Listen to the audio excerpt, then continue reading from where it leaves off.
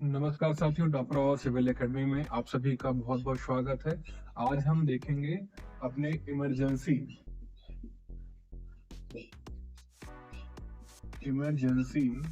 Provision के बारे में,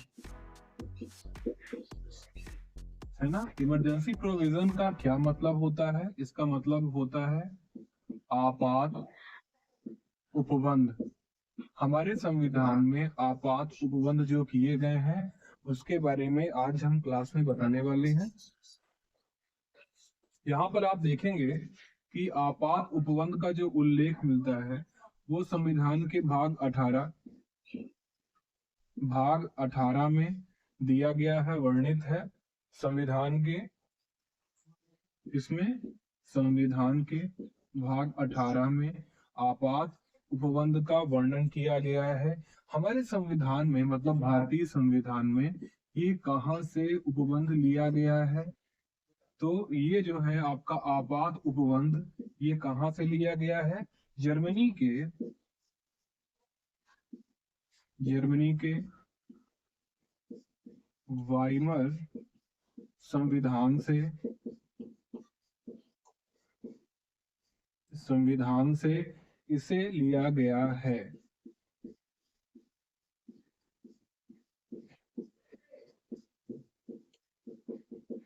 इसको आप राइट डाउन कर लीजिए। हम यहाँ पर बात कर रहे हैं आपात उपबंध के बारे में। आपातकाल से मतलब क्या होता है? आपातकाल से आपका तात्पर्य होता है किसी संकटमय परिस्थिति में आ जाने से, किसी बुरे समय पर फंस जाने को कहते हैं आपातकाल। इसको आप ऐसे भी समझ सकते हैं कि आपातकाल जो होता है, अगर आप इसका केवल अर्थ देखते हैं तो अर्थ में डिनोट होता है आपका किसी संकट में परिस्थिति में आ जाना, संकट में परिस्थिति में पड़ जाना, परिस्थिति, है ना।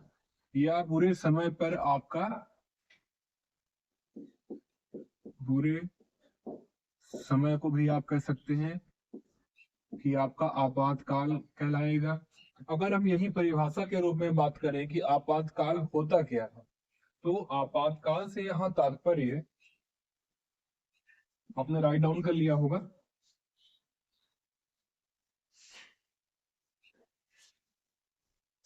अर्थ हमने जान लिया है। अगर हम बात करें परिभाषा कि आपातकाल की परिभाषा क्या होती है, तो आप ये समझिए किसी ऐसे परिस्थिति में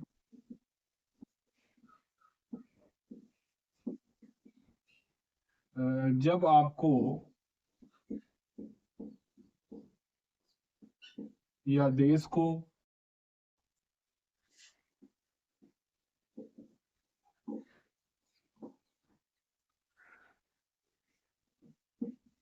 तात्काल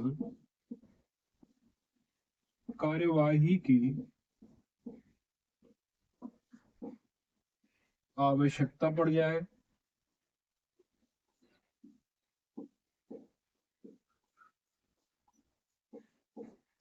या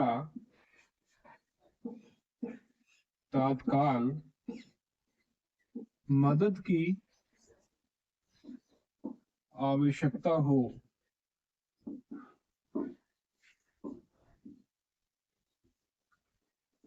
पड़े, तो उसे हम क्या कहते हैं? उसे हम आपातकाल कहते हैं। इसी के लिए जो है तो हम आपात उपबंध संविधान में देखते हैं, भाग 18 में। और आगे चलते हैं, संवैधानिक प्रावधानों के बारे में हम बात करते हैं। इसको आप नोट कर सकते हैं। यहाँ पर देखिएगा आपको यह देश यहाँ पर लिखा हुआ है। तात्काल कार्यवाही या तात्काल मदद की जब आवश्यकता हो।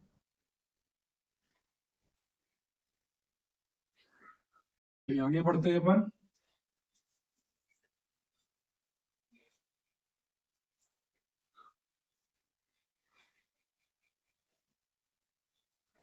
संवैधानिक प्रावधानों के बारे में अगर हम बात करें,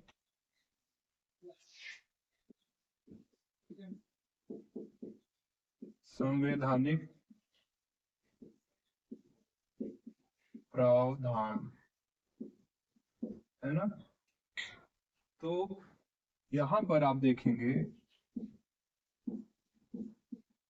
संविधान के भाग 18 में अनुच्छेद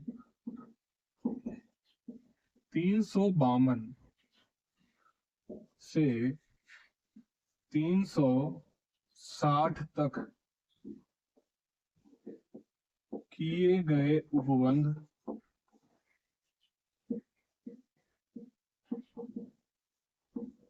आपातकाल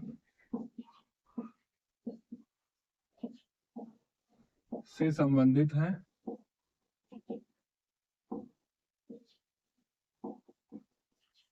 वहीं भारतीय संविधान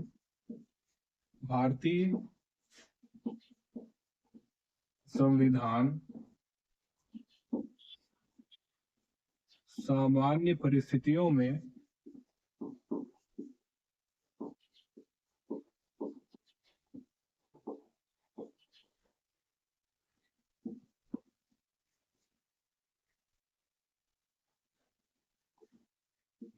संघात्मक स्वरूप में रहता है।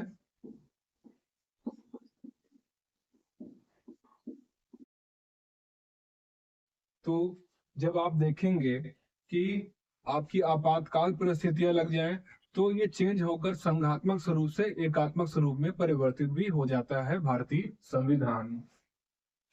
इसको हम ऊपर देख लेते हैं। भारतीय संविधान सामान्य परिस्थितियों में संघात्मक स्वरूप में कार्य करता है।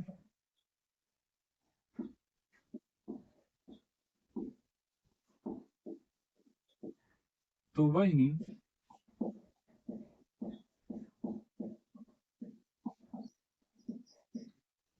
आपातकाल या इमरजेंसी टाइम पर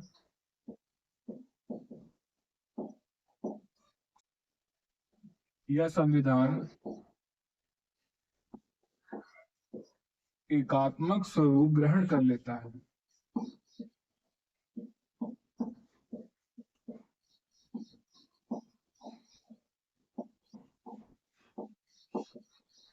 इसको नोट डाउन कर लीजिए। इसके आगे जो है आपका फिर ये वाला पार्ट होगा।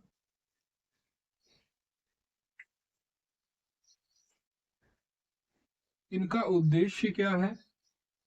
तो आपात उपबंधों को संविधान में जोड़ने का जो मुख्य उद्देश्य है वो है देश की संप्रभुता, एकता, अखंडता को सुनिश्चित करना और वही आपके लोकतांत्रिक राजनीतिक व्यवस्था को यथावत सुरक्षित रखना। ये इसका उद्देश्य है। अब हम बात करें आपातकालीन जो आपकी परिस्थितियां निर्मित हो जाती है, तो वहां पर आप देखेंगे कि ये प्रावधान कहाँ से लिए गए हैं। तो हमारे संविधान में भारत शासन अधिनियम 1935 मतलब 1935 से ये प्रावधान आपके लिए गए हैं। इसमें आपका आपात उपबंध और प्रशासनिक विवरण का उल्लेख आपको मिल जाता है भारत शासन अधिनियम 1935 में। अब मूल अधिकारों के निलंबन से संबंधित जो प्रावधान है वो आपके जर्मनी के वाइमर संविधान से लिए गए हैं।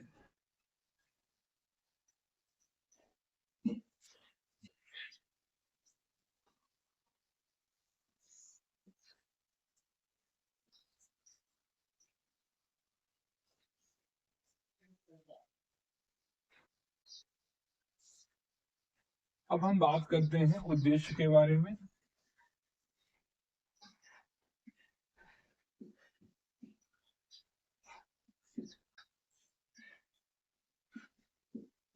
इस प्रकार के उपबंधों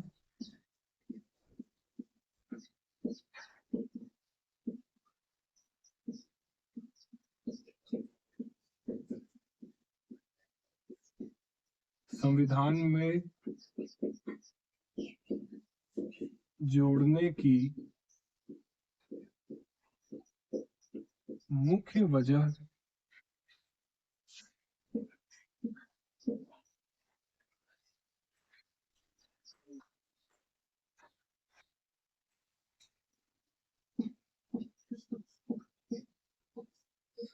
देश की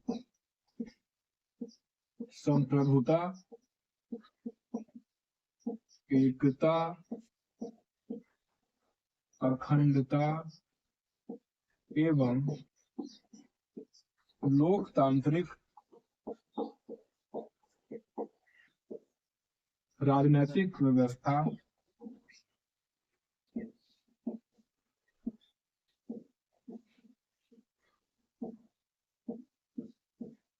को यथावत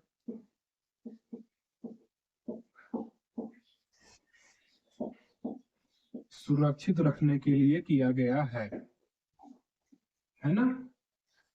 इस प्रकार के उपबंधों को संविधान में जोड़ने की मुख्य वजह देश की संप्रभुता, अखंडता, एकता और लोकतांत्रिक राजनीतिक व्यवस्था को यथावत सुरक्षित रखने के लिए किया गया है। ये इसका मुख्य उद्देश्य है। अब हम बात करें यदि कि इनमें जो प्रावधान है,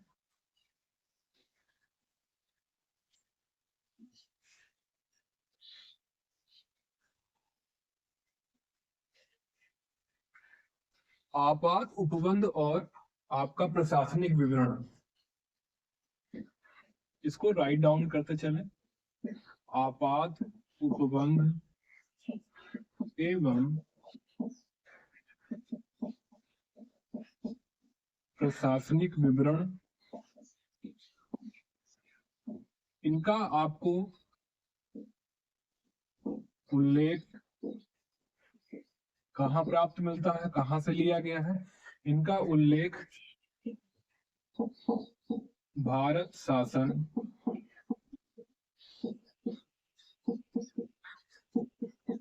अधिनियम 1935 में मिलता है,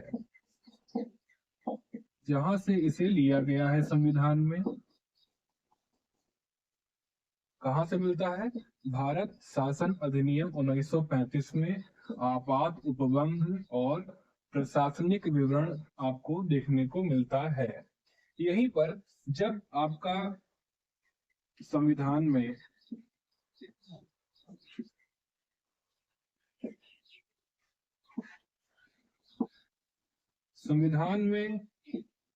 आपात के समय यदि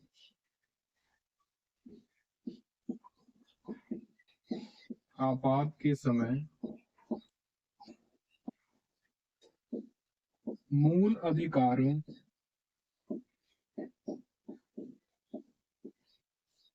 का निलंबन जर्मनी के वाइमर संविधान से लिया गया है। इसको आप नोट कर लीजिए और आगे बढ़ते हैं अपन।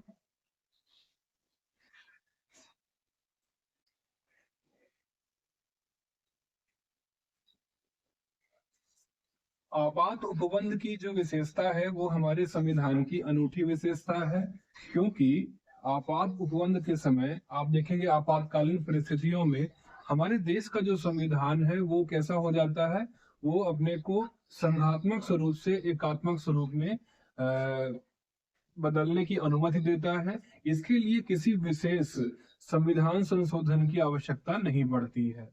और आगे देखते हैं आपात उपबंध के लिए जो वर्गीकरण किया गया है, आपात उपबंध का वर्गीकरण। आपात उपबंध का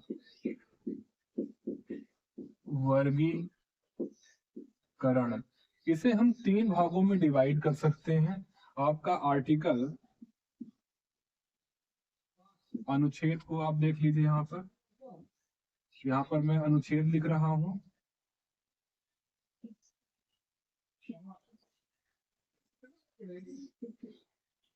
है ना। तो अनुच्छेद जो है 352, इस पे आपका वर्णन मिलता है राष्ट्रीय आपातकाल। हम बात करेंगे कब और किन परिस्थितियों में लगाया जाता है। अनुच्छेद 356, इसमें आपको देखने को मिलता है जब राज्य की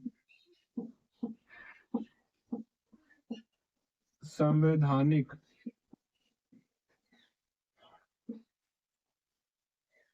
तंत्र विफल हो जाता है, विफल हो जाए, है ना। और तीसरा है आपका अनुच्छेद 360। इसे हम जानते हैं फाइनेंशियली या वित्तीय आपातकाल।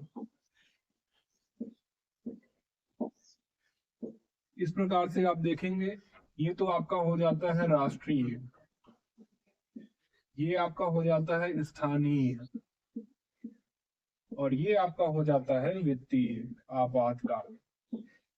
यही इनका वर्गीकरण कहलाता है। इसे आप देखेंगे तो डिवाइड कर सकते हैं एक, दो और तीन भागों में, है ना। तो इसी को हम और आगे देखेंगे कि आपात उपबंध अनुच्छेद 352 में राष्ट्रीय आपात की उद्घोषणा किस परिस्थितियों में होती है।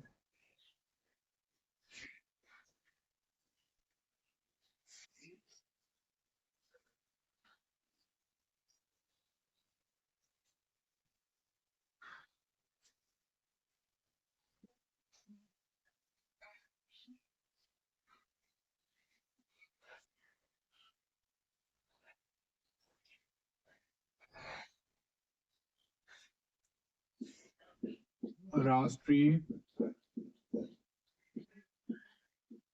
आपात की उद्घोषणा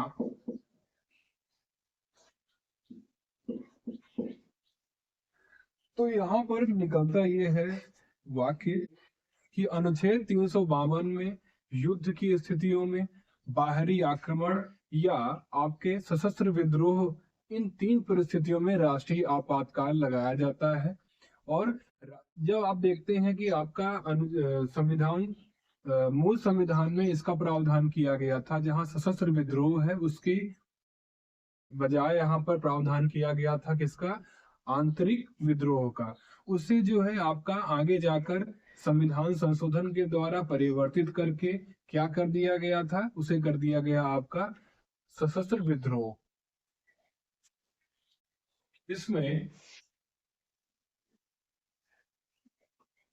अनुच्छेद 352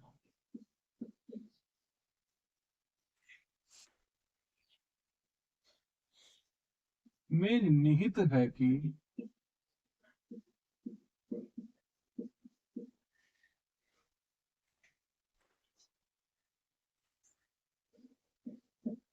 युद्ध,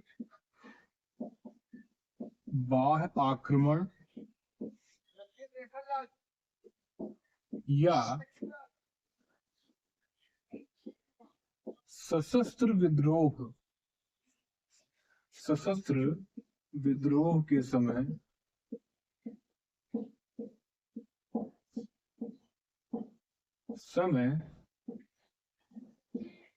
पूरे देश में अथवा उसके किसी विशेष हिस्से में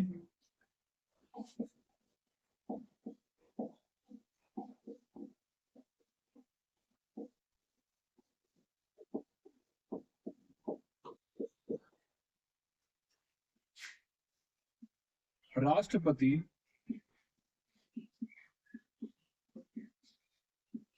प्रेसिडेंट जो है हमारा आपातकाल लगा सकता है, आपातकाल लगा सकता है। तो ये तीन परिस्थितियां हैं, युद्ध, बाह्य आक्रमण और सशस्त्र विद्रोह। इसके तहत क्या किया जाता है, राष्ट्रपति पूरे देश में अथवा किसी विशेष उसके हिस्से में आपातकाल की उद्घोषणा कर सकता है। मूल संविधान में आपके आंतरिक विद्रोह का यहाँ पर जो वर्णन मिलता है उसको जो है बदल कर सशस्त्र विद्रोह कर दिया गया था। इसको भी आप नोट कर लीजिए।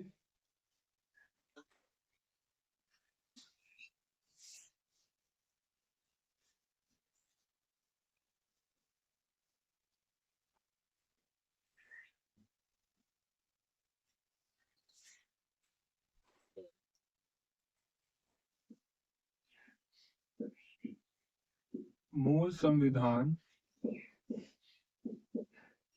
में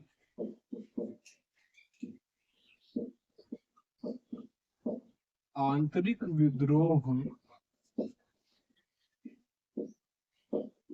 को ही सशस्त्र विद्रोह कहा जाता है। आंतरिक अशांति आप कह लीजिए, ये ज्यादा उपयुक्त वर्ड है। आंतरिक अशांति, तो आंतरिक अशांति को ही सशस्त्र विद्रोह कहा जाता है। इसका प्रावधान ध्यान दीजिएगा, बहुत इंपॉर्टेंट है। इसका प्रावधान संविधान संशोधन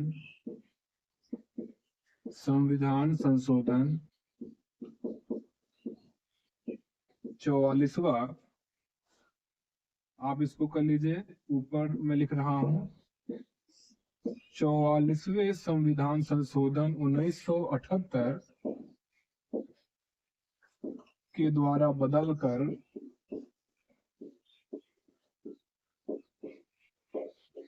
आंतरिक अशांति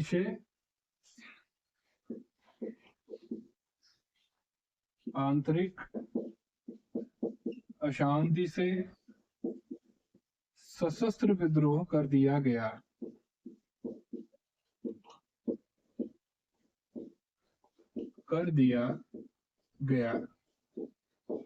इनको आप नोट डाउन कर लीजिए। अब हम बात करेंगे उद्घोषणा की प्रक्रिया एवं अवधि के बारे में।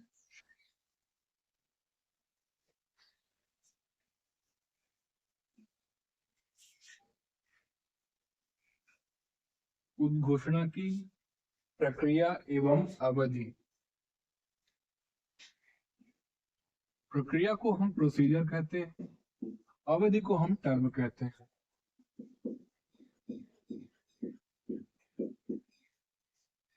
ये बहुत इंपॉर्टेंट है, सीधा आपसे क्वेश्चन आ भी सकता है, पूछा जा सकता है इसके बारे में। प्रोसीजर में सबसे पहले हम देखते हैं राष्ट्रपति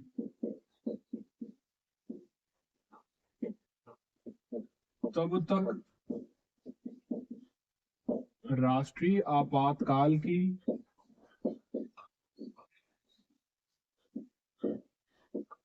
उद्घोषणा नहीं कर सकता है जब तक आपका संघ का जो मंत्रिमंडल है उसे लिखित रूप से ऐसा आदेश वहां से प्राप्त नहीं हो जाता है।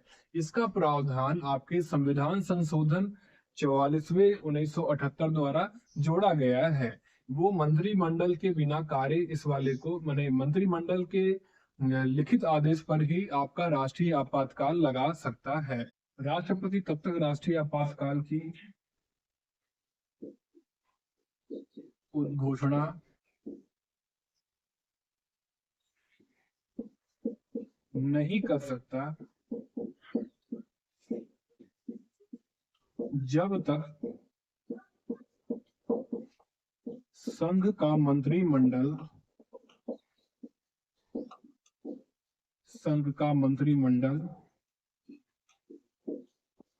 उसे लिखित रूप से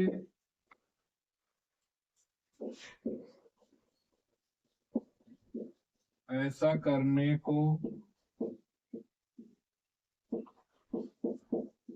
ना कहे। मतलब मंत्री संघ का जो मंत्रिमंडल है वही निर्णय लेता है आपका राष्ट्रीय आपातकाल लगाने के लिए। ये प्रावधान आपका 44वें संविधान संशोधन द्वारा जोड़ा गया है, अमेंडमेंट द्वारा जोड़ा गया है।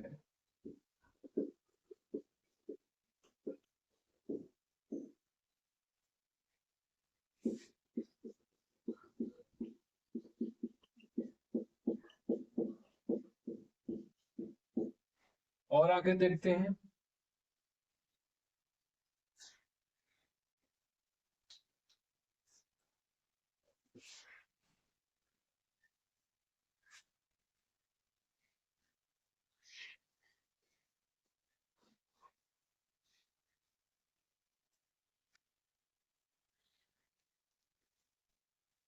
नेक्स्ट है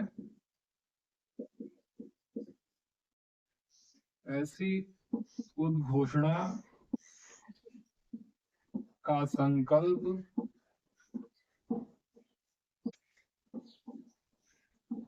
संसद के प्रत्येक सदन द्वारा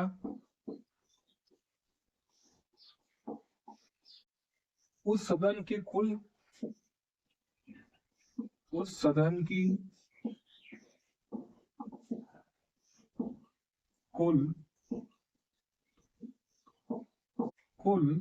सदस्य संख्या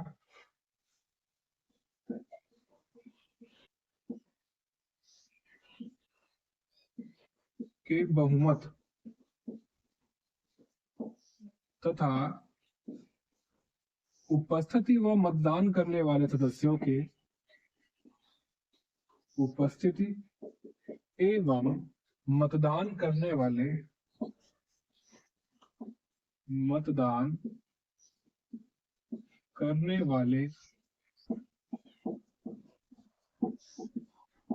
सदस्यों के 2/3 बहुमत। क्या मैंने बात की? ऐसी उद्घोषणा का संकल्प संसद के प्रत्येक सदन द्वारा उस सदन की कुल सदस्य संख्या के बहुमत तथा उपस्थिति एवं मतदान करने वाले सदस्यों के 2/3 बहुमत से पारित होना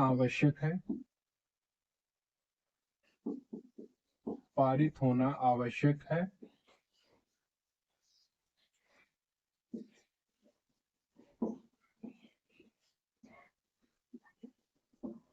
इसको राइट डाउन कर लीजिए। और आगे बात करते हैं।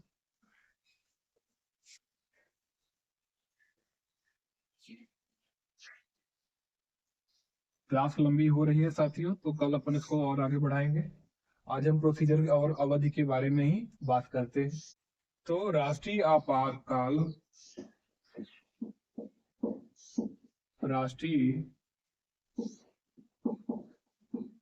आपातकाल की घोषणा को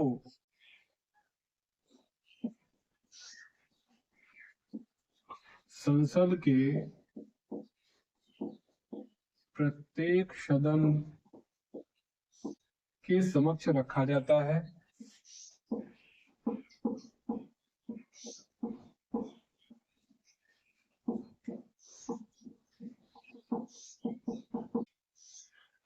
तथा 1 महीने में अनुमोदन न मिलने पर यह प्रवर्तन में नहीं रहता।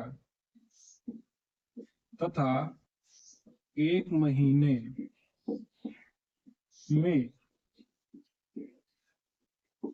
अनुमोदन सदन का नहीं मिलने पर यह प्रवर्तन में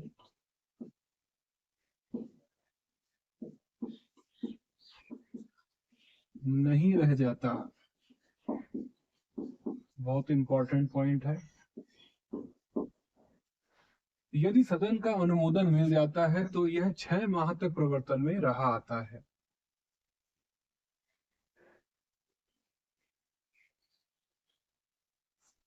तो इस प्रकार से हम देखेंगे कि अनुमोदन घोषणा के बाद भी अनुमोदन के लिए संसद के समक्ष रखा जाता है प्रस्ताव, और यदि वहां पर अनुमोदन राष्ट्रीय आपातकाल का नहीं मिलता है तो क्या होता है, यह प्रवर्तन में 1 महीने में ही समाप्त हो जाता है, प्रवर्तन में नहीं रह जाता है।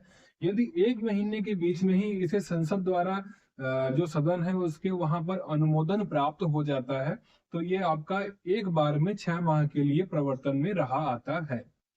और आगे जो हमारा इसका लेक्चर होगा प्रोसीजर और अवधि के बाद, उसको हम कल की क्लास में कंप्लीट करेंगे। तब तक के लिए साथियों नमस्कार। मैं टॉपर सिविल एकेडमी से गौरव। संविधान की क्लास आपकी कल कंटिन्यू रहेगी।